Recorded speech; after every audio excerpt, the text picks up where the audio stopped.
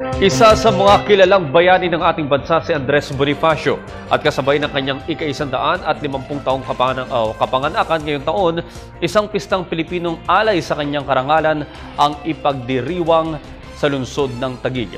Para sa detalye, balita mo kami, Bench Bondok. Ng kabayanihan, haligi ng kasaysayan, siya si Andres Bonifacio. Ang kanyang ambag sa ating makulay na nakaraan, hindi matatawaran.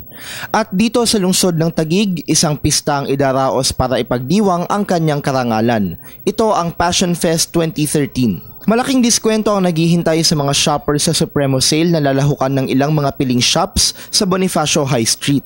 Kakaibang obstacle run naman ang naghihintay sa mga makikibahagi sa Tak Bonifacio kung saan mag-aala time travel adventure ang mga runner.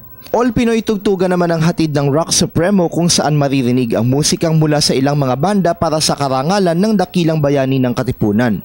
At bago pa mauso ang mga sasakyan, mag-throwback muna sa parada ng mga kalesang simbolo ng sinaunang kabihas na magtatanghal rin ng ilang cultural groups na talaga namang magpapasigla sa pagdiriwang. Ang selebrasyon ay bahagi ng paggunita sa ika-150 taong kaarawan ng nag-iisang Supremo ng Katipunan. Want to say here is that, we're proud to be Filipino. We're also proud of our hero, Andres Bonifacio. And so, while he's known also for revolution, what we want to highlight is the funness, I guess, of being Filipino and celebrate that. Magsisimula ang selebrasyon sa November 29 at magtatagal hanggang sa December 1. Para sa karagdagang impormasyon, bisitahin lamang ang official Facebook account ng Bonifacio Global City. Para sa Telebisyon ng Bayan, Bench Bondok, sama-sama sa pagbangon.